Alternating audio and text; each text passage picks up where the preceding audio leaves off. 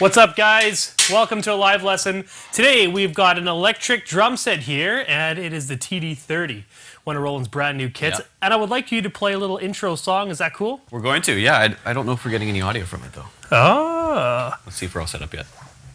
Oh, here we go. Is. Nice.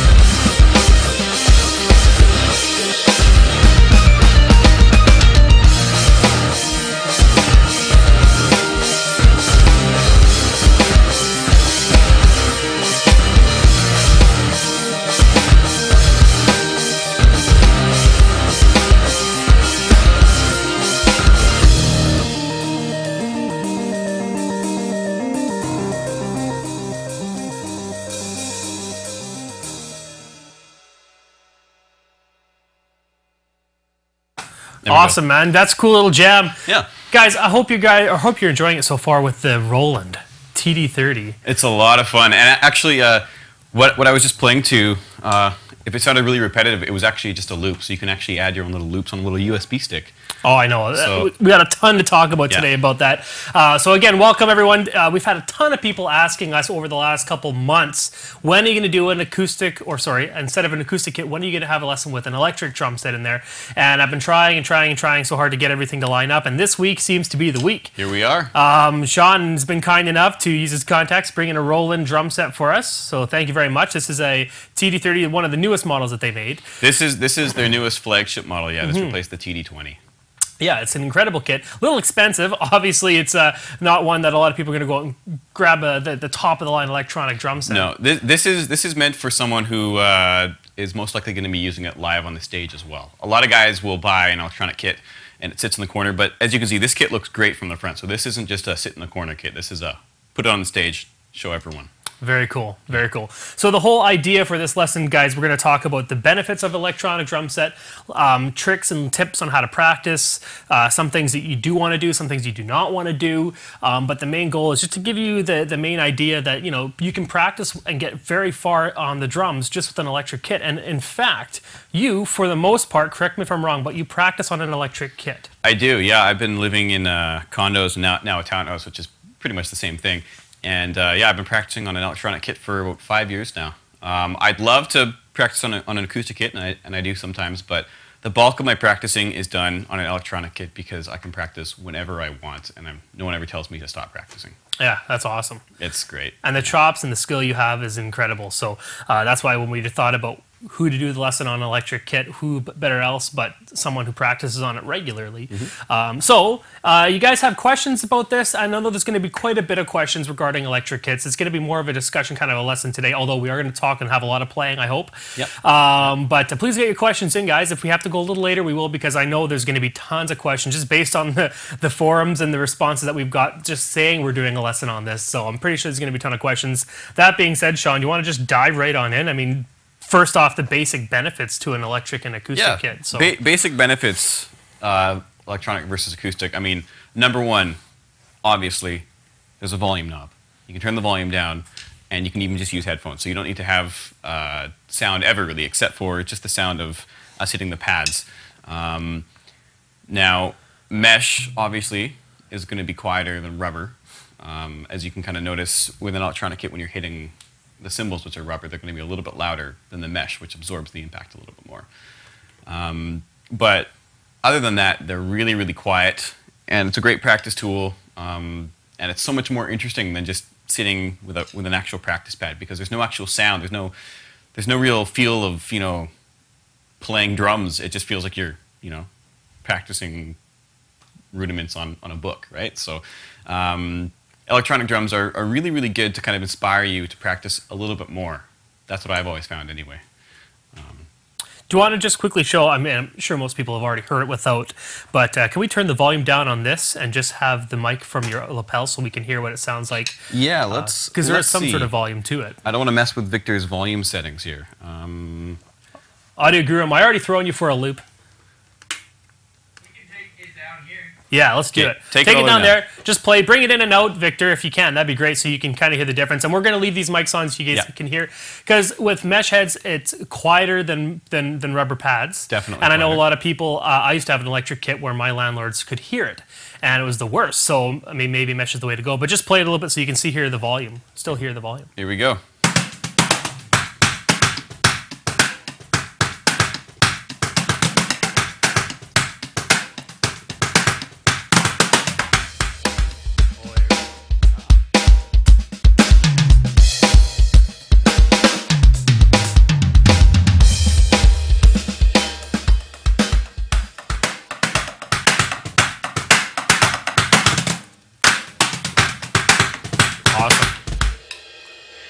Now, one thing you might have noticed is the kick sounds a little bit loud, but that's actually the pedals bottoming out. Someone's modified this pedal. I think Jared modified it a little bit, and so it's actually bottoming out. It's normally not that loud. Cool, cool. Yeah. Now, a couple people in the chat are also first asking, and we'll get all this kind of stuff out of the way. How much does this kit run? How much does the module itself run? And does this do the same kind of thing that like a cheaper $900 kit would do? Okay, well, on to the second question first. No, it doesn't do... It'll do more than what the $900 kit does. So this kit, as it is now, I'm not sure what the American street price is, but in Canada it goes for about $8 grand. So it's going to be pretty similar in the States. The brain itself, its predecessor, the TD20, was going for about 25. So I think this one's probably going for more like 28 or 29 for the brain. Okay. Yeah. Cool. But the brain is this is the powerhouse. I mean, these are really nice pads. But all of the calculations, and I say calculations because of the modeling technology, everything takes place in here. This is a little miniature computer, and it's calculating where on the head you're hitting, and so what sound it should reproduce. It's calculating, for example, on the cymbals. Since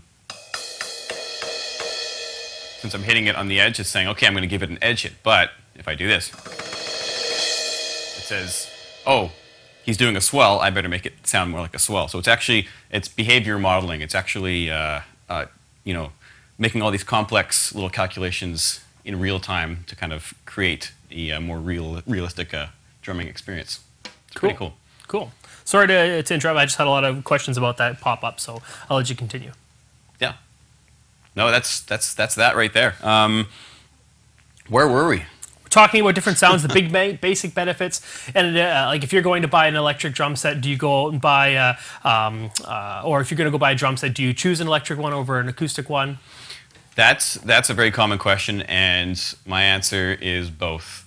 You have an electronic, or you have an electric guitar, you have an acoustic guitar. Different situations, both useful. Same with drums. An electronic drum set is going to let you practice a lot more. It's going to let you have a whole lot more sounds. Like this thing's got like I think 80 80 preset kits built into it, and then plus looping and all sorts of things like that, which you wouldn't get with an acoustic kit unless you added electronics to it.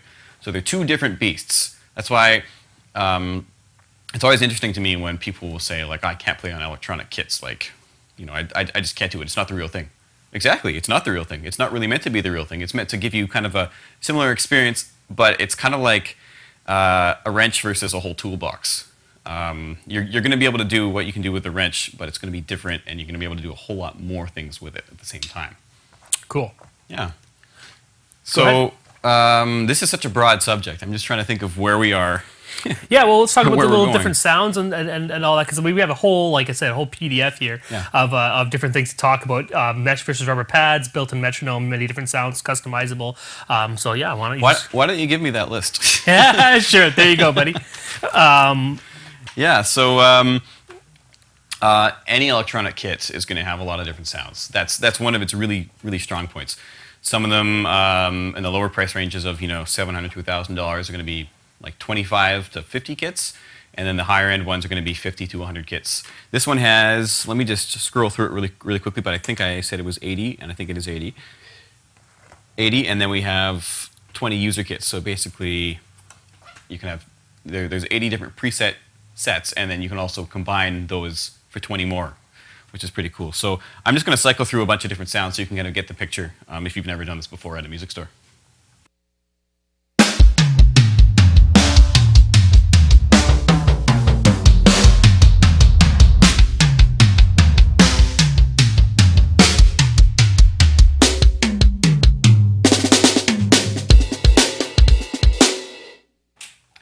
You'd never really have access to a kit that sounds like that normally. That's why it's kind of cool to have an electronic set. Totally, yeah. Or there's some melodic kits on here. Or djembe, world percussion.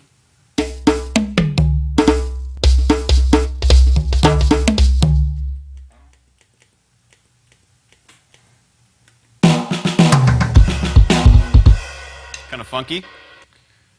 Brushes, which you can actually use brushes on this.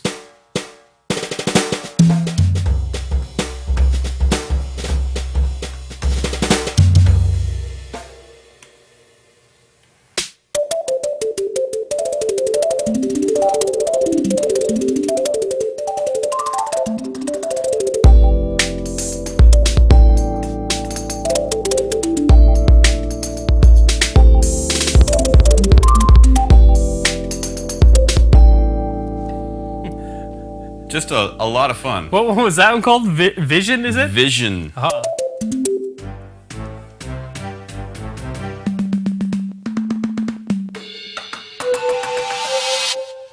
So again, you couldn't be able to, you couldn't do that with an acoustic kit. And so this isn't an acoustic kit, and it's not meant to replace it. It's just a whole new set of tools. Again, we got tons of things. Like you can start patterns.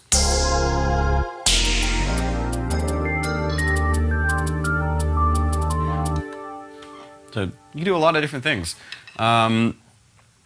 So that's, you have a lot of different sounds. You have a lot of different, usually play-along songs too. So if we dig into the patterns on here, and any electronic kit generally, with the exception of a few, is going to have 20 to 40 to 50 to 60 built-in play-along songs. So this one's got a ton. Some of them are actually associated with the kits that trigger sounds, but let's... And the one thing that's so nice about having built-in play-alongs with any kind of electric kit, you can change the tempo of the songs that you're playing. So if you're really trying to learn, I know just last week we did a whole week on Latin drumming, and if you're trying to learn some Latin chops, or you're trying to learn a samba or bossa nova, you actually speed it up and slow it down, and you have access to practice that within a style. And they're all very genre specific too. So if you want to get better at your shuffle or whatever, right? Pop 16. Let's try that.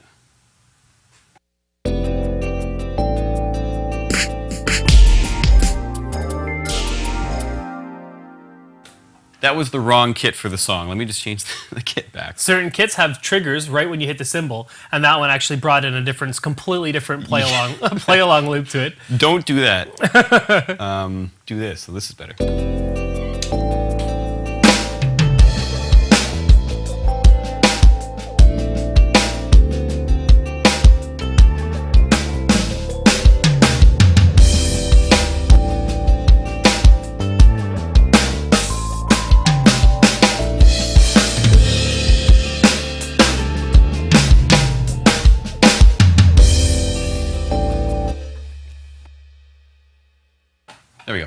again, that's just another example of a loop. So if you want to get good at, I think this is supposed to be like 16-year-old pop music.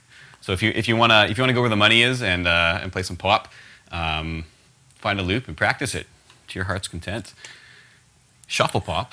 Now we also have built-in metronome on here, which is to me is I think one of the smartest features. Depending on what kit you have too, there's also I know it's the new Rolands per se. I'm not going to say all of them have it because I know all of them don't. But there's a way you can plug it into your USB, and you can actually plug it into your computer and see exactly where your notes are falling, and see where you're having troubles with, see where your faults are, and all that kind of stuff. But even just having a built-in metronome as it is, I mean, it's a hassle for a lot of drummers when they're at a kit to get a metronome that'll bleed through their ears enough so they can hear it. Yeah. So having it on an electric kit, I mean, it's brilliant.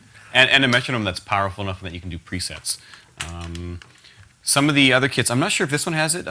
This is a pretty big brand, and I haven't totally delved into everything that it has to offer, but I know the TD15 and the TD11 in specific actually have coaching functions. So it'll actually give you a visual cue so you can watch to see if you're a little bit behind the beat, with the beat, ahead of the beat, and it'll grade you. So it's a really great way to, again, it's a great practice tool, and it's a great way to sort of gauge how you're improving, and if you're improving, or maybe if you're not improving and you need to start.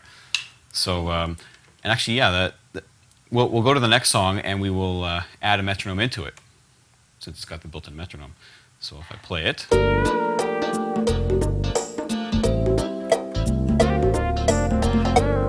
There it is.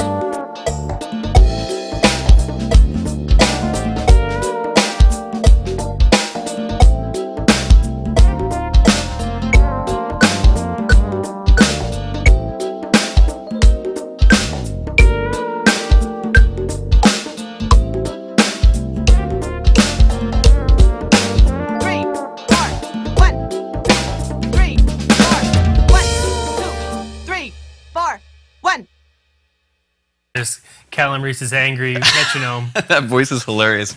But it actually comes in handy if you're playing something like odd time signature and you're like, I'm not sure where the 1 is and where the 7 ends. So here's our metronome. Again, almost every electronic kit is going to have one this in depth, so you can change your time signature. This one's 4/4. Let's try 5/4. 1, 2, 3. Change the voice 4, though. 5, 1. There you go, a nice beep. And maybe change it to 8 notes.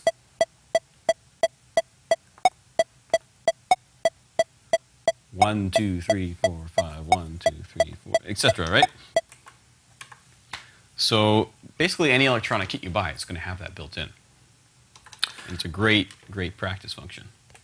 One of the questions that we get a lot when people are deciding what pack to get, or if they're just starting on the drums, they say, oh, well, I noticed on Drumeo, or I noticed on Drumming System you guys use an acoustic kit, but I only have an electric kit. Is that going to work for me? Obviously it's going to, but what do you have to say about that? People who are concerned that they might not be able to pick up the lessons the same being on an electric kit to an acoustic. It's actually, I work at a music store, so it's a really common question. People will say, like, I think that I need to get an electronic drum set, but is it going to be the same as an acoustic kit? And the coordination is identical. Everything that you're playing, as long as you have the kit set up comfortably and properly, is going to be the same. The only thing you have to take into consideration is, are you playing the same way you play on an acoustic kit? Are you still trying to aim for the center of the head? I find that actually electronic drums are really good for your aim too, because the pads are smaller. So you get used to hitting at a smaller surface, whereas some guys, especially new players, you have such big surfaces to hit on an acoustic kit, and you can tell because the entire head is just totally ravaged the whole way around. When you see a really experienced player, it's usually like just like little sections, and so an acoustic kit actually really helps with your accuracy.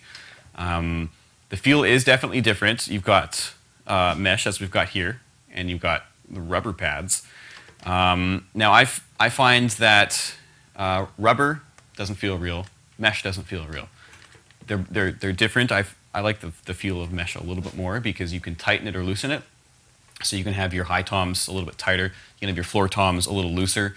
You don't want to develop some killer floor tom chops on an electronic kit and then get onto an acoustic kit and you just can't do it because you had them tuned as high as snare drums before. So you definitely want to look out for overdeveloping certain abilities just on the electronic kit. Same with the snare. Like you want the snare to feel like a snare drum. And that's one thing actually that you don't get with the rubber pads is they have the same feel the whole way around, which I find tend to be a little bit more forgiving than on an acoustic kit where it absorbs some of your performance. On the rubber pads, it just bounces right back at you. So it's a great practice tool, but nothing replaces learning the chops on an acoustic kit as well. That's what I find. I have had some guys, usually older guys, comment saying that they started getting severe wrist pain from playing on rubber pads too much. Now, I'm not sure if that's just something that kind of comes with age or arthritis or something like that, but it is something to be wary of. Like when you're playing on an acoustic kit too, like you can do the same thing yourself with an acoustic kit. Like play until if you're feeling pain, stop playing, adjust your technique, as such. Mm-hmm. But other than that, neither are going to be real. They're going to be slightly different. And my kit at home actually has a mesh snare and then rubber toms, and I think my playing has developed just fine. Yeah. Well, obviously, it sounds great when you play on the acoustic kit. It doesn't sound like you're only an electric kit player at all. Thank you. That's good. Yeah. That's what I like to hear.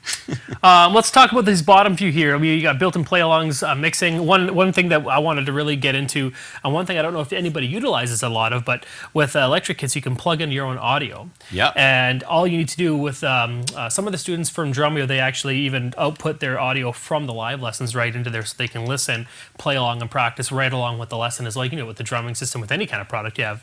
But why don't you give us some obviously, it's pretty simple with the mixing and all that, but... yeah, so every kit, I shouldn't say every kit, but every kit that you would find in a store these days is going to have an auxiliary or a mix in, which is going to be either a 1/4 inch or a stereo mini, so an 1/8 inch in. Mm-hmm. But these days, the music world is finally catching up to technology, and you can now use USB sticks. So a couple of the tracks I was messing around with, and some more that we'll play along to, are actually on the USB stick, and you just plug it in. And this is coming to a lot of kits these days. And then you can actually just access your tracks like kind of like a built-in MP3 player sort of thing. And then you can obviously set the mix. Like since this is the big flagship kit, we've actually got a built-in mixer with faders right on the front, which makes it really, really easy on the fly to adjust. But if you don't have that, like my TD9 at home, you've still got built-in functions on the inside where you scroll through the menu and put the kit volume up and put the track volume down, or vice versa, whatever you like. But it's really, really great for trying to learn to practice to songs and stuff, where you can actually have a cohesive mix all together rather than what some guys will do. Or you're on your acoustic kit and you've got some giant tower speakers just blasting at you, and by the time you've actually learned how to play the whole Green Day song, your ears are bleeding, and yeah, I wouldn't be able to do that. So it's just a really easy way to mix it all together. I've also seen some guys, they'll have 2 sets of headphones. They have the one like the in-ears with the song playing, and then they have their other big over-ear ones with the kit. But that's really uncomfortable. It's just so much sound blasting at you. So the mixer is just really, really handy. Of course, you also have your metronome volume that you can raise and lower, and sometimes ambience too. This one's got a bunch of built-in effects, some EQ, some room mics, and some reverb and echo and stuff like that. But it's really handy. And then you also have, on almost every kit, the ability to record yourself. So you can play, listen back, and see how you did, which is a great function. I found that I didn't really start improving until I started hearing how I was playing, because when you start out, you're like, yeah, I'm awesome. This is great. And you play, and you're like, okay, that was... Or you listen back to the recording, you're like, that was good. But what the heck happened there? I didn't even notice that I did that. Yeah. And so now you know to watch for it. Oh, I noticed that I did it. I'm gonna correct it for next time. And you do, and you get better. Mm-hmm. It's huge. Recording is huge. I think on this one, let's try it on this one. Sure. I was going to say, I want to hear this kit more. I want you to play some more on this, because it's just so much good to talk about. When you're sitting here beside the kit, it's kind of weird because usually you feel the bass drum and you feel the snare going on, but you can't feel it anymore. You just hear it, right? So it's kind of weird. But you're going to record something? Let's record something. Perfect. And it's going to record once I hit the pads.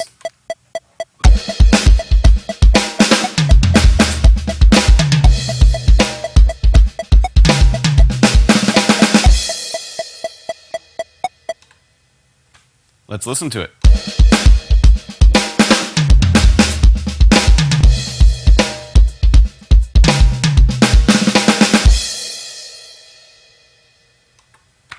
yeah, so a few things I would have done better. Try it again, you know, and so on and so forth. So it's pretty cool. You can also you can actually record along to some of the play-along tracks, I think. Let's leave that for now, though. Sure. Play along to a track right now, any play-along song, and as you go through it, have it set up on the kit, and I'm going to cycle through some of the presets. I want to hear how it changes. Okay. But because I just want to hear this kit, and then show how, because you're going to play the similar similar fill, similar beats that you'd play normally on an acoustic kit. But this is going to be really cool. Let's find a good track to play along to. Here we go. Nope. Anyone will work. As long as it's not one of your crazy... It has to feel good. It has to here feel we go. good. 4/4 groove. All right, here we Never are. go wrong with that. Yeah.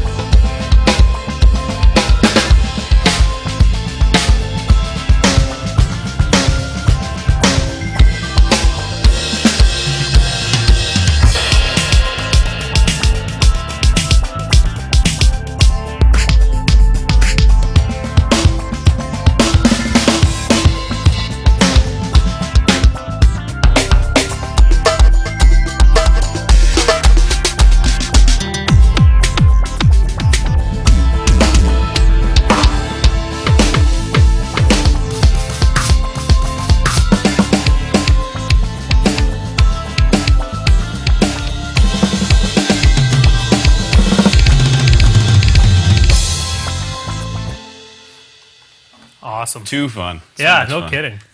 Okay, we have a ton of questions, and I know we have a lot more to talk about here too, so I'll let you do that, and we'll get to the questions at the end. We got about 30. Already? Yeah, keep going there. Wow. Okay, one thing that's kind of a cool function about electronic kits is you can change the sensitivity of the pads. So let me demonstrate. Snares at a sensitivity of 7. It's a really good sensitivity. I wouldn't change it, but just in case you want to. Let's crank it.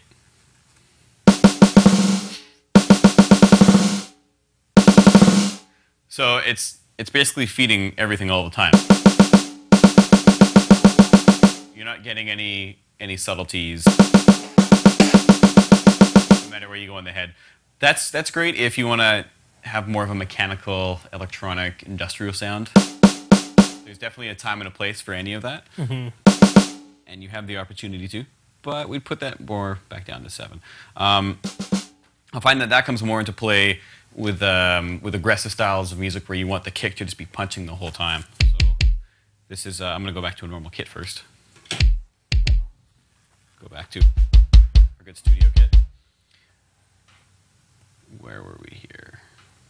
There we go. So right now that's at a sensitivity of 8.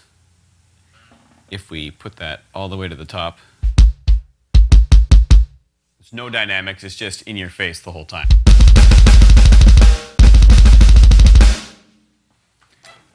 I wouldn't recommend that if you're practicing trying to get tighter at the double bass, because that's actually going to create the illusion that you're a more powerful player than you are. If you really want to hear how you're playing, use the sensitivity tool to your benefit and have it pretty low, and then that's really going to force you to work on your power.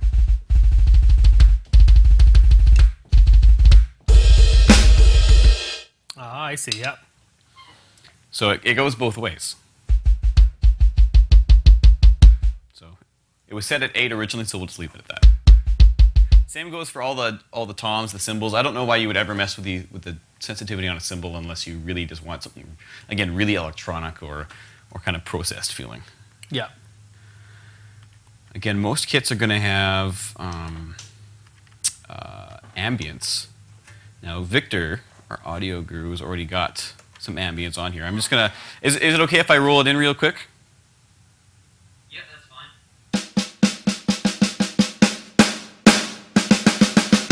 You guys Notice that? Yeah. Really just opens it up. So if you really want that Bryan Adams sound.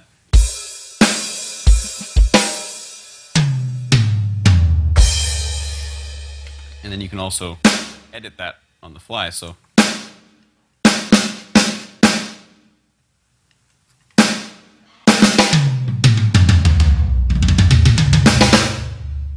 it's really good if you're going for a specific sound.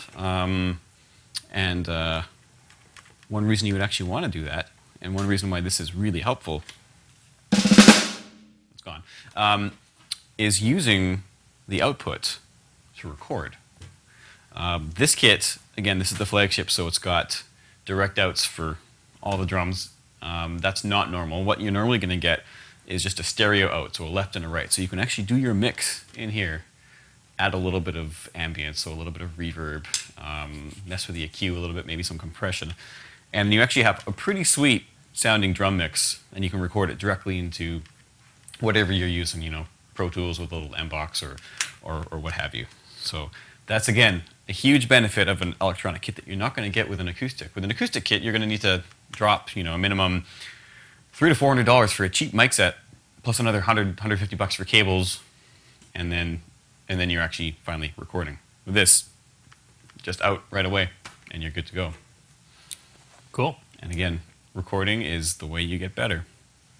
And also practicing in lessons and, you know, great teachers and stuff like that. But What about the size of the toms? I know you're saying you can adjust the tension of the feedback, I guess, of each cymbal and mesh head, but can you change the actual size of the toms and all that? we can edit the drums. This one you can do it a lot more. But with your average electronic drum set, you can still edit them. So let's try to mess with this kit a little bit. Let's see, instrument, there you are. Let's say we want a different sounding snare drum. This is a little bit maybe too bitey. Let's go for something a little bit more dull. That's a maple. That's not what we want. That's a superphonic. There, so a little bit more dry, flat sounding.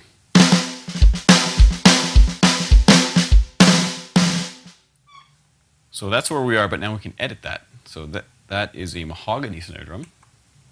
Let's change how deep it is. Right now it's set to 5.5 inches deep. Now this is getting a little bit more in depth. Usually you can just change the tone. This is actually changing the depth, which is pretty in depth, no pun intended. So here, 8 inches for your 80s power ballad.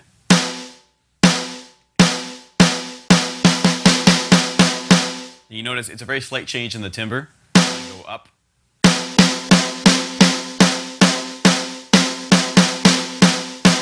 So that we're back at 5.5.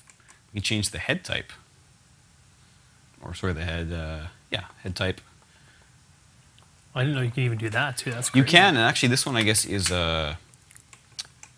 fixed. So this one you can't. Most of them you can. So we can mess with the head tuning on this though.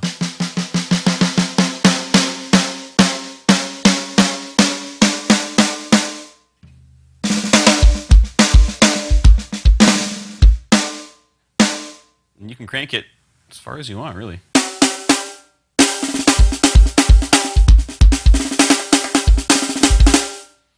Don't you wish you could tune your acoustic drums that easily? Yeah. Like, seriously. One spin.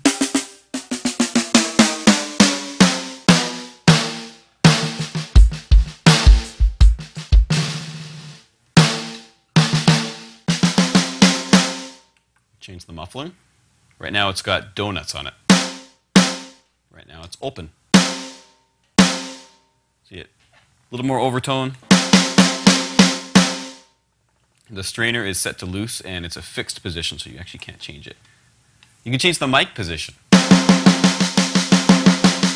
That's so insane. It's so in depth.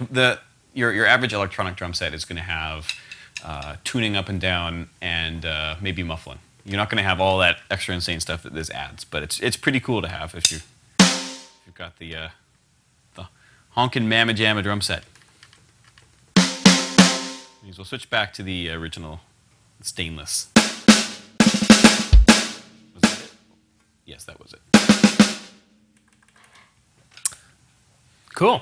I have a feeling we have lots of questions. We do. One thing I wanted to ask when we have this in our points there to talk about how to get used to an electric kit versus acoustic. Is there any kind of exercise that you do, because you play live with an acoustic, if I'm not mistaken? I do. And when you go home to practice, is there any rituals or is there any practice exercises that you do when going back and forth to maybe get yourself more used to it? Or there's no real specific things you do. You just need to be aware of how you play on the different feel and kind of compensate for that. So on my kit at home, where I've got the rubber toms, I just need to remember that there's a lot more bounce from the rubber toms, and so whatever I'm doing on there is going to be a little bit easier than when I take it back to my kit at home. And so you want to keep that in consideration. There's no real actual specific rituals or specific exercises per se I could say you do, except for just to use it for what it is, which is a great practice tool, and in a kit like this case, a great performance tool too, but a great practice tool just to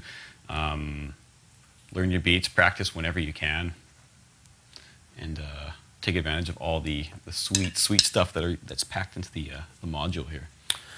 Cool. Well, let's get into some questions. I will say that I saw the Trans-Siberian Orchestra live, and the drummer plays on a electronic kit, and at the time it was a TD-30 or 20 at the time, but that was the first big stadium gig show. Like, you're doing a stadium gig event and he's playing on an electric kit. Yeah. Really cool though. It sounded great.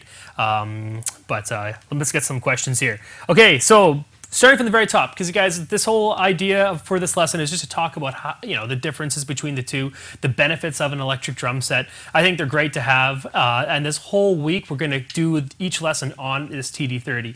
So it's going to be a week of lessons, and it's going to be no different than an acoustic kit, and we're just doing that to show you guys that anybody who has an electric kit, you can still learn. And it's all the same. It's all the same, and I have some students on there. I know there's some students on there that have practice pad kits as well, and obviously there's no sound coming out of those, but the concepts that you're practicing, exercises and beats that you're doing, they're all the same, Let's start from the very top. Bones says, last Monday's lesson on Latin drumming essentials, I missed it and it's not in the library. That was put in the library a while ago. It's actually lesson number 127, so check in there and see if it's in there. If not, email me because I saw it in there just a little while ago.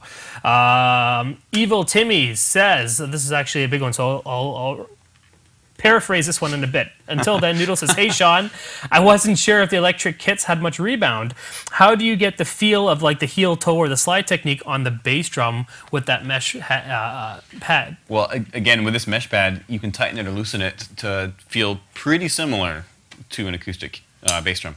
It's not going to feel exactly the same, and when I first played on a mesh bass drum, it really messed with me because I find it is fairly bouncy, but you can just, once I realized you can just loosen it, you should be able to more or less pull off the same technique on it. It's just a matter of slightly altering your playing style, but it's going to be mainly actually tightening or loosening the head. Cool. Until it feels real. Evil Timmy, I paraphrased his question. He's exclusively practicing and playing on a V drum set. He wants to know, is there anything that he should know to avoid developing any bad habits when going back and forth between the two? We kind of talked about that a little bit, but yeah, just make sure that the is it mesh or rubber? If it's rubber, make sure that the kit isn't doing all the rebound work for you, because if you're doing rebound on an acoustic kit, you're going to be working a lot harder for it. So just be aware of that, as well as if you're using a mesh kit, try to have them tuned as realistically as possible so when you jump on the acoustic kit, it's not such a drastic change. Yeah, other than that, also what we talked about with sensitivity, try to stay away from the practice of setting up your trigger sensitivity so that it makes life easier for you. You don't really want that. You want it to be as realistic as possible, or sometimes even as challenging as possible to make you a better player. Other thing you want to make sure is when you're setting up your electric kit, if you can, try and set it up as identical to your acoustic kit. Yeah. If that's possible. I know with the racking system on this one, you obviously can. I've played on some Yamaha basic model kits or TD6, which you just can't bring the toms high enough or move them apart, but do the best you can to set up so it mirrors the setup of your acoustic kit. Even if it looks silly, so I've seen some electric kits that look silly set up so far apart because the pads are so small, but if that's where you're going to be hitting on your acoustic, then why not set it up like that? That's a great point. Yeah, you don't want to feel completely out of place on an acoustic kit because you're so used to practicing with everything just like all jammed together because it's electronic. Exactly. He also asks, Evil Timmy says, can you speak of the experience with the different roll and bass drum options / hardware? Wondering how much better the more expensive options are. And I've seen that pad, obviously now that's the biggest one I've seen, but I've also seen ones that actually are attached to the pedal that actually have the pedal that go down all the way to the bottom. That's the KD7. I don't know if you could even get that one anymore, but that one's pretty sweet for like just triggering sounds and stuff like that.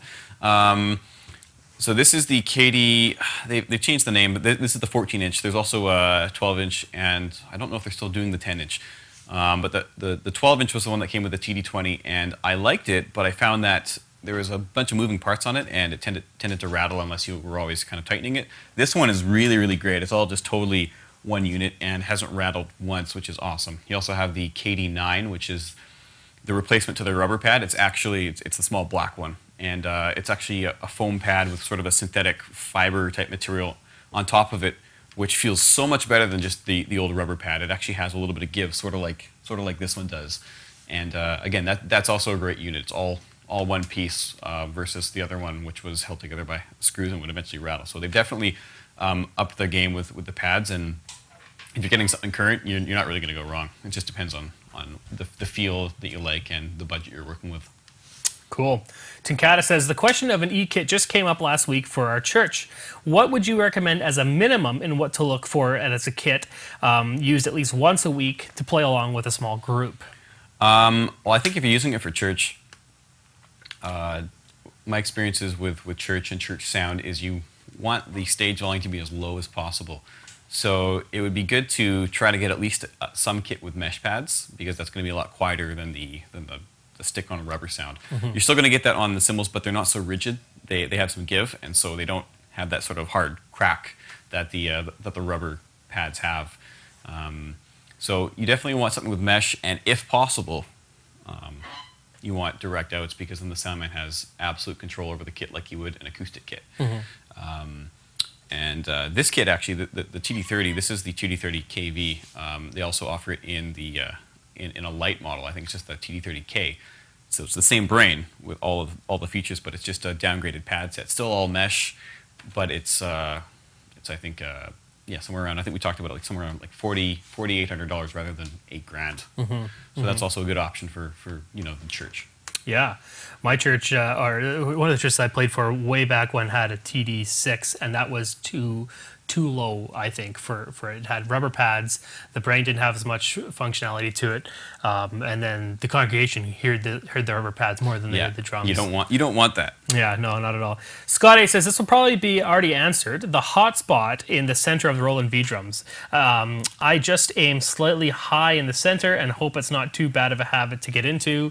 What are your thoughts on that? Slightly high in the center. I guess we're talking about centers here, and you're playing. Yeah, I guess he's talking about the hot spot of the drum. You talked about also aiming well. And yeah. Well, here's the thing with that. If you know that you're doing it, there's nothing really stopping you from correcting it. As with any acoustic drum, it's still going to sound the best right in that sweet spot in the center. And so if you're aware of it, that's already half the battle. So now you just need to really... It's not necessarily a terrible, terrible habit. There are much worse ones out there. But if you know you're doing it, and if you're consistent, right? If you're consistent, just move the drum. Yeah. You're going to be hitting the center. Yeah, really. That was one of the feedback we gave one of our students too. Sent a video, and they were hitting a little bit too far away from the drum. All we needed to do is move the drum a little bit back. Move the drum or move your seat, and problem solved. Tom O'Connell says, is it possible to use the rack that comes with electric drums to mount acoustic toms or cymbals on there? That's a good question. Looking at this looks identical to the size of the Gibraltar racks and the DW racks. So yeah, you could. It's a solid metal too. It's not like a plastic rack, so it'll be able to support it. It's tough. It's literally probably the same stuff. The only thing is, I don't know what the price point is like for just buying the rack itself. It might not be too cost effective, but you definitely can. Yeah. Cool. Phoenix 127 says, I had a TD9 with mesh heads and upgraded with the TD15 module. It's fantastic for the bands I play with. So much more responsive. Yeah, it'll do a lot, because I believe the new models now, the 15 and the 30 both come with supernatural behavioral sound modeling. Yes, and Willie Mung says, I'm curious about the supernatural sound processing, and can you really hear the difference? Also, what is the impact of position triggering when you're playing? Let's talk about the supernatural field. Do you notice a difference already? Hugely. It's all over the drums, but I first noticed it. We got a TD-15 in, it was the first one in Canada, and it arrived at my store, and I set it up right away like a little boy Christmas morning. And I noticed it right off the bat on the cymbals. The cymbals, they don't just spit out the same sample as fast as you play it. Like, they actually start to swell, right? Like,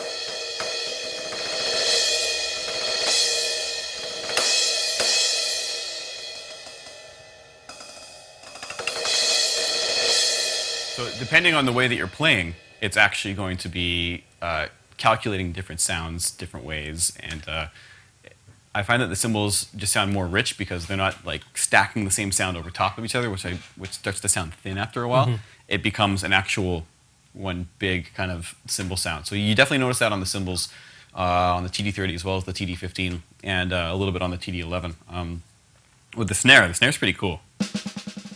It's pretty sensitive, but I'm gonna hit in the center and I'm gonna move out to the outside, and you're gonna notice it's gonna totally change.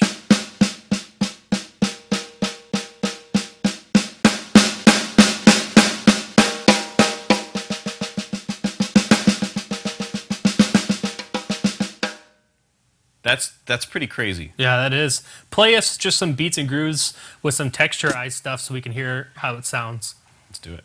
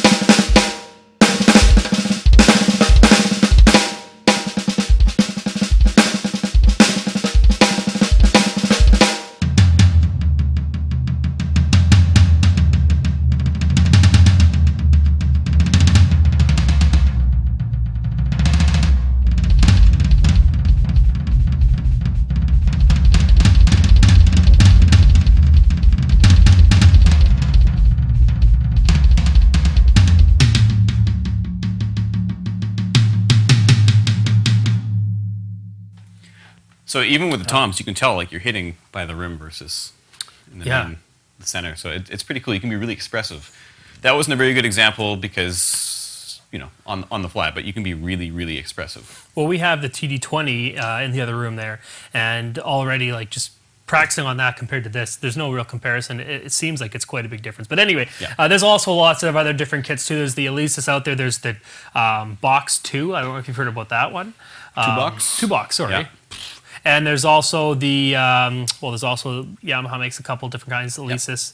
So there's a lot of different options out there for you, and all of them make higher end and lower end models. Yeah, there's some pretty nice kits out there. Simon Stewart says, "Hey, Dave and Sean. Happy anniversary to Sean, by the way." Apparently, he remembers. I didn't even know that. Sorry. You remember? Yeah. I have the Roland TD8 module with using a TD20 drum mesh heads and the KD120. I don't know those model numbers. KD120, that's the 12-inch mesh pad, I think, for the kit. Yeah. And he's and it's best kit for practicing at night. Have you ever tried using the Roland Friend Jam with the TD30 kit? It's an awesome tool for creating new ideas, play-alongs on your own songs. I haven't used that yet. I've seen it demoed a few times, and that is pretty sweet, actually. Yeah, Friend Jam, you can play along to songs and kind of like grade your score against other people in the world and your friends, and it's really, really cool. Yeah. Bobby Davis says, did you look into the other kits or just the TD30 and also the Alesis DM10 any count? I'm pretty sure you meant, have you tried any other kits? And I've tried a lot of them. Actually, Yamaha has a really cool, the new pads on Yamaha's are nice and Yeah, Yamaha's new kits are pretty sweet. They've kind of got that silicone pad. The one thing that I find makes them not quite unequal to a mesh pad is that you can't tune them. You can't change the feel. They're pretty much just as is, whereas a mesh pad you can tighten it or loosen it. But again, mesh pad doesn't feel like the real thing. Silicone pad, that Yamaha doesn't feel like the real thing. So whatever feels best for you is the one that you should get. And you can actually adjust the tension of those with the drum key, almost like a real with the drum hammer. key. Yeah. Crazy. Yeah. Vander Waden says, do you use different drumsticks on a V kit versus an acoustic kit? Very good question. Very common question, too. There's no need to, really, except for size-wise. Like, if you're a 2B player, use 2Bs, you're going to feel more comfortable. Just make sure you're not, like, smashing the crap out of your drums. Nylon tip versus wood tip, it's not going to make any difference sound-wise like it normally would on an acoustic kit. It's just the rebound is going to be slightly different. But I find that's not really a necessary thing that you need to do. If you like nylon sticks or nylon tip sticks, use them on the kit. If you like wood tip sticks, use them on the kit. But it's not really going to be making any sort of profound change in the sound or your playing. What if you have sticks that you're using on your acoustic kit that you've chopped up quite a bit from rim shots and from cymbals? Do you want to use those on an electric kit? Because I know sometimes people just grab the first pair of sticks from their bag. Yeah.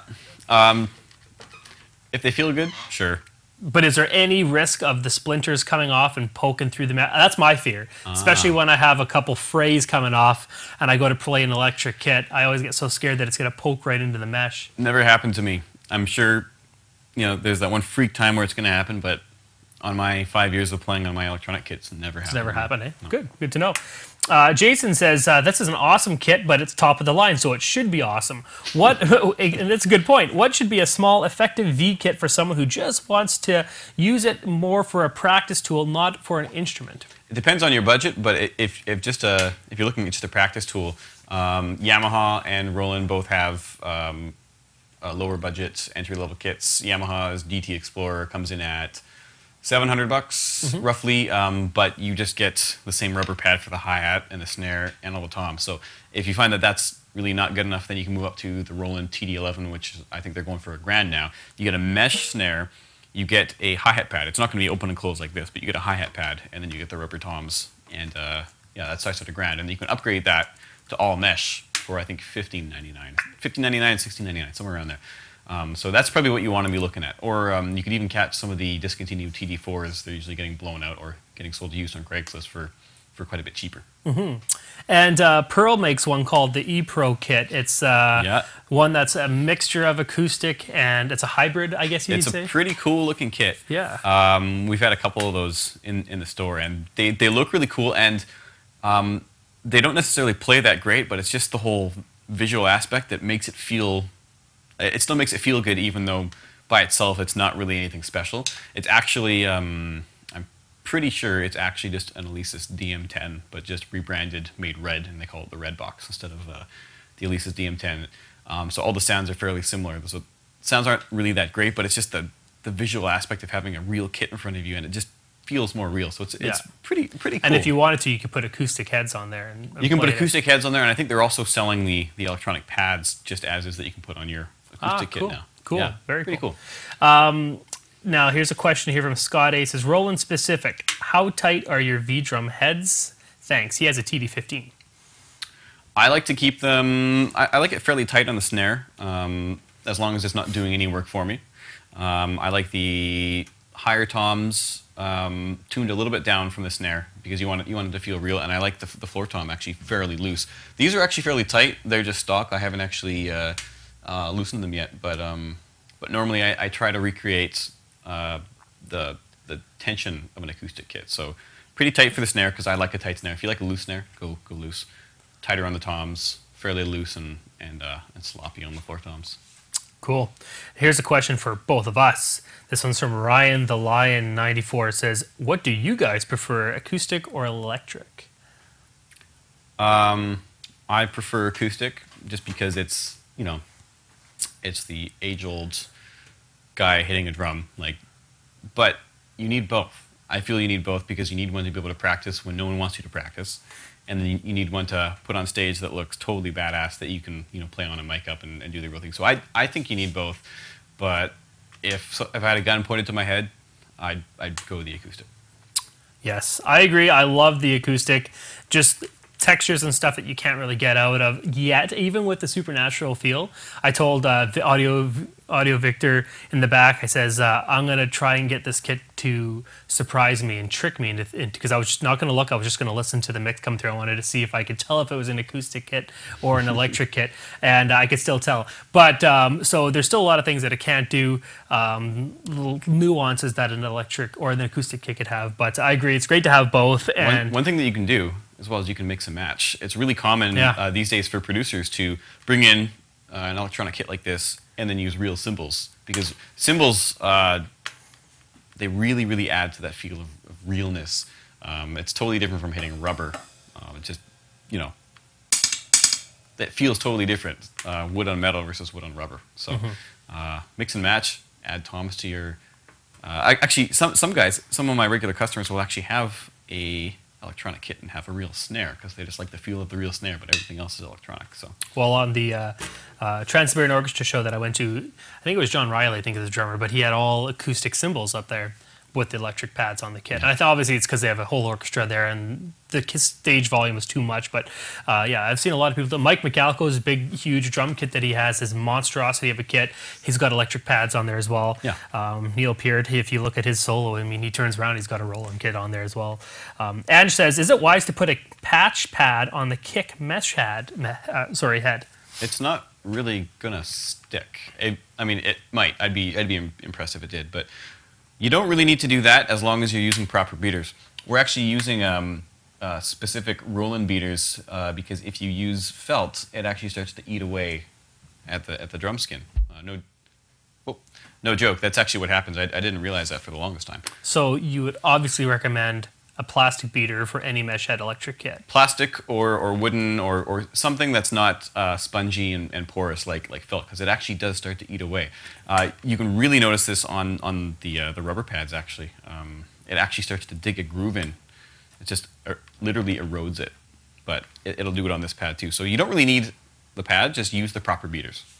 Cool. Every time I refresh this page, there's like another 6 or 7 questions.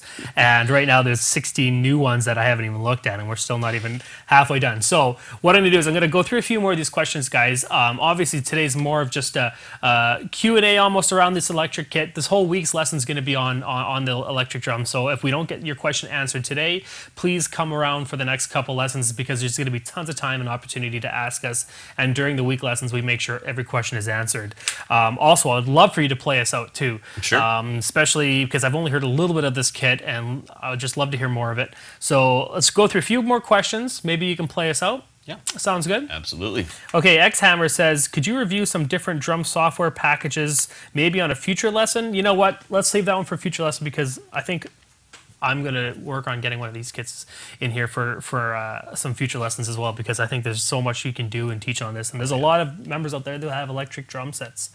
William Young says, when playing live, would you use the ambience from the kit or just the natural sound of the venue? Totally, yeah. Ambience would because some venues don't have any ambience. Some venues are just a hole in the wall. And so having the ambience is a plus. Like people will pay a lot of money to add that to their rack, their whole sound setup. So if it comes built in, totally use it. Exactly. Mikey 2012 says, can you use different parts from different kits on each pad? For example, the 70 snare on a stage bass drum, or can you only have the presets set up? Almost every electronic kit comes with a bunch of the presets, and it usually comes with empty presets, which you can create yourself. But you can always go into the presets and totally mess around with the presets themselves and change them up. So yeah, absolutely. You could have the awesomest kit ever if you wanted to, if you choose all the best sounds in the brain. You don't need to stick to a 70s kit versus bop kit or whatever. Cool. Drumjack52 says, can you recommend a good monitor system for an E-kit? Roland has a pretty sweet system. I think it's called the, there's so many. There's like the PM3, there's the PM10. One of them comes with a bass unit and then also satellite speakers that pop up, so you get the whole stereo sound. If you just use a keyboard amp, it's a lot cheaper and it works well, but it's only mono. And drums are a stereo instrument. You've got, you know, left and right. They're almost like a surround instrument because you're literally surrounded by drums.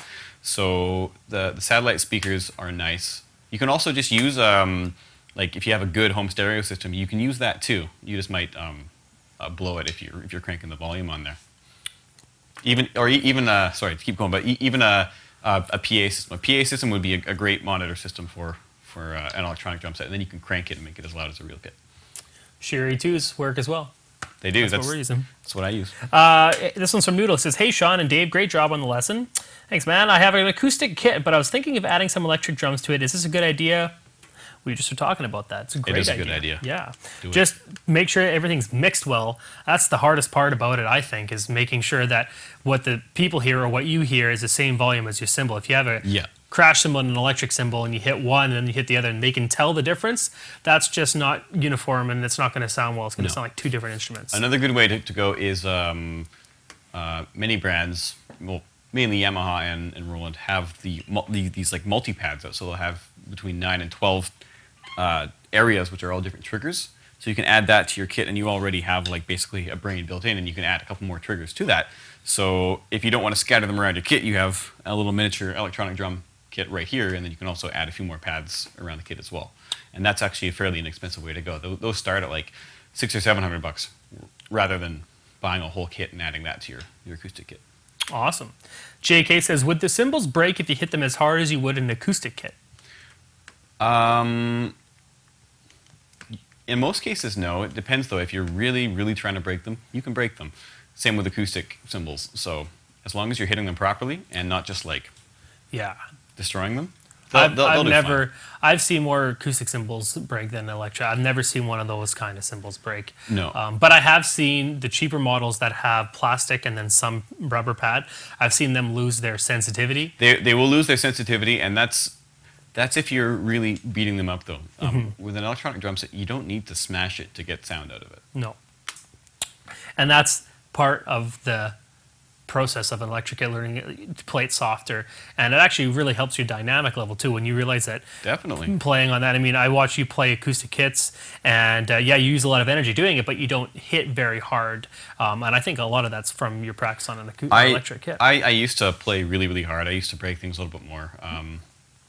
The acoustic the electronic kit really kind of reins you in a little bit, which in most cases is good. Sometimes you want that extra burst of energy, and you're just not used to expelling that. But in most cases, it's good because you don't want to be killing everyone or killing everyone's ears who's listening to your drum. Perfect. Okay, there's a lot more questions in here. We're going to have to get to those another time because we're running out of time here. But I do have one last one from Daniel J. Jones. He actually couldn't make it to this lesson, and he was really bummed about it, and he had some questions about... That's too bad. He bought a TD-15. I know. Yeah. Nice kit. Actually, he posted a video of him playing on it, too. Oh, nice. Anyway, the questions that he had was, this is one that I think we've discussed already. Is there a way to turn the snare wires off on your snare drum on here? There is, yep. Pretty simple. I guess it would probably be in the same setting as when you're adjusting the tuning and all that. It's in the strainer, so we can even do that right now for fun, if I can find it real quickly here. Edit that.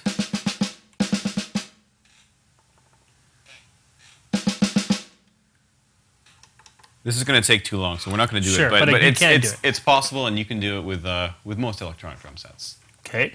He says, can't find one, so I made a kit up with 10 rototoms assigned to the snare. Kind of works. He has a TD-15, so I know it can work because I used to do it on the TD-8, I believe. Yeah. So Daniel, I know it works. Just got to figure out how to do it. Is it okay to use wood tips, brushes, or roots on the kit? We were talking about brushes already. But yep. This kit will actually do brushes. It's okay on a TD-15 and a TD-11, what have you, but it's not going to pick it up as well as one that's meant to do it like the TD-30. Cool. He has one last question, but it's way too in-depth. He says, this one might be a little bit too big to ask, but how do you trigger laptop MIDI sounds from your electric kit? And that's like a whole topic. You YouTube it. Oh, yeah, there you go. Google and YouTube it, because there's lots of tutorials. Yeah.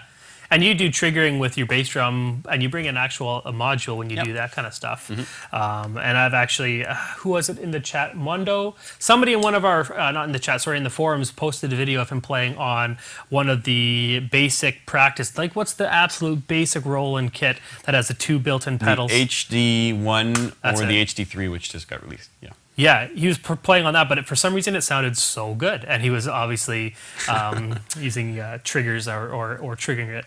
But anyway, Sean, you mind playing us out? Yeah. What should we do? Should we do a built-in loop on here, or should we do a song?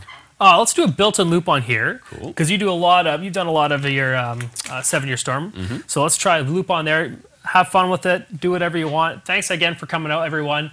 For all who didn't get their answers or questions answered, please, if you're a member of Drumeo, come out for the next lessons that we're doing. This whole week's on this electric kit, and it was a lot of fun seeing how it sounds. Also, the Drumeo forum as well. Hop on there. Ask a question addressed to any one of us, and we'll get on there and answer it. Yeah, sounds good. All right, I'll see you guys all tomorrow. Thanks again, Sean, and good luck with the play along. Thank you.